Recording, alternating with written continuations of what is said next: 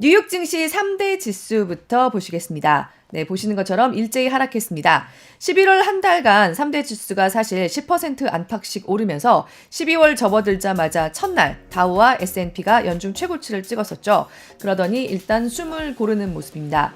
S&P 500은 4,569.78로 마감했습니다. 0.54% 하락했죠. 심리적 저항선이라고 할 수 있는 4,600선을 두고 좀 멈칫거리고 있는 모습을 보이고 있고요. 나스닥은 꽤 많이 빠졌습니다. 0.84% 하락해서 14,185.49로 장을 마감했는데요. 오늘 왜 이랬는지 잠시 뒤에 자세히 말씀드리도록 하겠습니다. 최근 증시는 앞으로의 금리 완화에 대한 기대, 그리고 지금의 고금리 부담이 낮아질 수 있을 거라는 그 기대 속에서 달렸고요. 달러는 약세를 좀 보였는데요. 오늘은 지금의 이 기대가 너무 빠르다, 너무 안심하고 있는 거 아닌가라는 경계감이 좀 돌아온 장이라고 생각하시면 되겠습니다. 별다른 발표나 이벤트는 없었지만요. 미 국채 금리로 가서 보도록 하면요. 단기금리, 기준금리 전망 반영하는 2년물이나 장기금리 전망 반영한다고 할 수 있는 10년물 모두 좀 오르는 모습을 보였습니다. 각각 7bp 그리고 3.5bp 오르는 모습을 보였고요. 이런 가운데 역대 최고치를 경신했던 금 가격은 다시 좀 급락하고 지금은 약간 그 하락 속도를 줄이긴 했지만 여전히 하락하면서 지금 2월물이 2,047달러 선에서 거래되고 있습니다. 지금 2,100달러 선까지 올라갔었는데 다시 좀 떨어져서 2,047달러 선에서 거래되고 있습니다. 최근에 금 강세가 여러 가지 이유가 있었지만 특히 금리 완화에 대한 기대, 달러 약세에 대한 전망 속에서 나타났다는 것을 다시 한번 보여줍니다.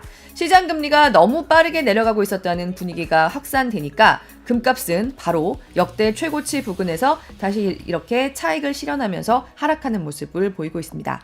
반면에 최근 일부에서는 또 다른 금이라고 표현하기도 하더라고요. 비트코인은 2022년 5월 이후 처음으로 4만 달러 선을 돌파한 뒤에 계속해서 오르고 있는 모습입니다. 이런 가운데 S&P 500 핀비스맵 가서 보도록 하면요. 네, S&P 500 핀비스맵 같이 보도록 하겠습니다. 좀 불그스름하게 하락장이 펼쳐졌는데 자세히 보시면 대부분 우리가 제일 좋아하는 한국인들도 가장 많이 투자하고 있는 매그니피선트 7을 포함해서 대형 IT주들의 이 하락세가 몰려 있습니다. 특히 자세히 보시면요. 약간 좌측 상단에 있죠. 메뉴에 있죠. 엔비디아와 AMD, 인텔 이런 반도체주들이 빨갛게 하락했습니다. 이들이 이렇게 하락하면서 오늘 간밤에 나스닥 지수가 1% 가까이 빠진 거죠. 특히 인텔은 2조 8천억 원 규모의 특허 침해 소송 항소심에서 원심 판결을 뒤집고 배상 책임을 면하게 됐다는 평소 같으면 대형 희소식까지 인텔 입장에서 평소 같으면 대형 희소식까지 들어와 있는데도 급락을 면치 못했습니다. 왜 그랬느냐?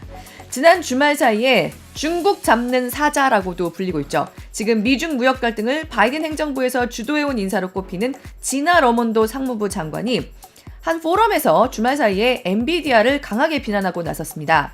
지금 미국이 중국의 AI 개발에 쓰이는 고성능 칩을 못 팔게 돼 있는데요. 여기에 대해서 엔비디아는 계속해서 사양을 낮춘 중국 맞춤용 칩을 내놓는 걸로 대응하고 있습니다. 그런데 지나 러몬도 장관이 공개적으로 AI를 어쨌든 저사양이든 뭐든지 간에 AI 개발을 가능하게 하는 칩을 중국을 위해서 설계한다면 바로 이를 규제하겠다고 강경한 입장을 천명한 겁니다. 사양을 낮춘 칩도 중국에는 안 된다는 겁니다. 국가 안보를 보호하는 게 단기 이익보다 중요하다. 지금 미국의 약간 이 버튼이라고 할 수 있는 약간 미국이 단추 눌린다고 하죠. 단추 눌리는 부분이라고 할 수 있는 국가 안보를 강조하며 언급했습니다. 안 그래도 엔비디아가 3분기 실적 발표할 때요. 정말 말도 안 되게 미친 실적을 내놨었는데 그럼에도 불구하고 중기 전망은 중국으로의 수출이 좀 빠르게 회복이 지금은 굉장히 잘 팔리고 있죠. 근데 앞으로는 조금 고전할 것 같다는 가이던스를 내놓기도 하면서 사실 주가가 잠깐 좀 멈칫멈칫하는 모습을 보였었는데요. 이건 중기 전망일 뿐이었고 결국은 저사양 AI 칩으로 만회할 거라고 모두가 기대하고 있었습니다. 그런데 만약에 정말 지나 러몬도 장관이 지금 그냥 말로만 이렇게 엄포를 놓는 게 아니라면 이런 우회로까지 수출 우회로까지 정말로 막힌다고 하면 엔비디아를 비롯한 반도체 업계로서는 새로운 국면입니다. 다른 반도체 회사들도 중국으로의 수출이 큰 부분을 차지하고 있거든요. 올 들어서 엔비디아 주식은 거의 3배 정도 올랐는데요. 지난달에 11월에 엔비디아 경영진이 모두 합쳐서 무려 1억 8천만 달러어치의 자기들이 가진 지분을 매각하거나 매각하려고 준비하고 있었다는 보도도 나오고 있습니다. 오늘 한정연구원과 함께 이 부분도 좀 더 짚어드리도록 하겠고요. 이런 가운데 종목판 가서 다른 것들도 좀 알아보면요. 올해 들어서만 3번째 구조조정에 나선다고 발표한 스포티파이.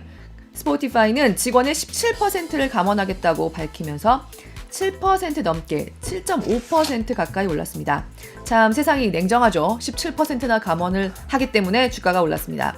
스포티파이가 오바마 부부나 해리 왕자 부부 같은 거물들에게 천문학적인 돈을 주면서 팟캐스트를 추진해왔지만 그런 거물들이 움직여도 정작 실적은 신통치 않았습니다. 사실 그 사람들한테 돈을 너무 많이 준 거 아닌가라고 좀 볼 수도 있는데요.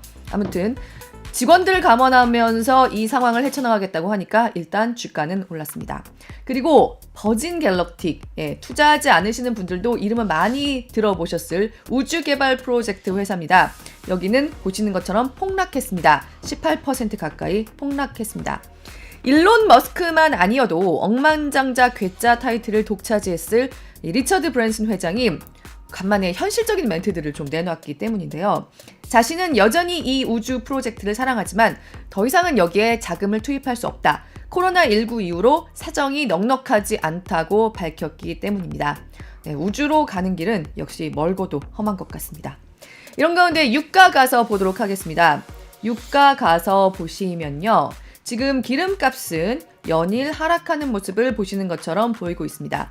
계속 전해드리고 있지만 산유국들이 자발적 감산에 나서기로 한 가운데 이 자발적 감산이라는 게 사실상 감산량이 얼마나 될지 아직 불확실하고 세계 경기가 둔화하고 있어서 기름 수요가 줄어들 것 같다는 우려는 여전한 게 영향을 미친 걸로 보입니다.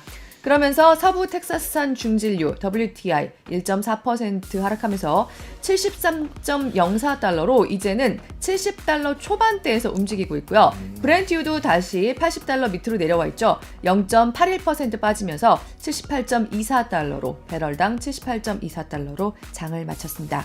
이런 가운데 푸틴 러시아 대통령이 이번 주에 사우디아라비아와 아랍에미리트를 방문할 예정이어서요. 기름값에 대해서도 뭔가 오가는 이야기가 있을지 여기에 대해서도 관심이 모이고 있습니다.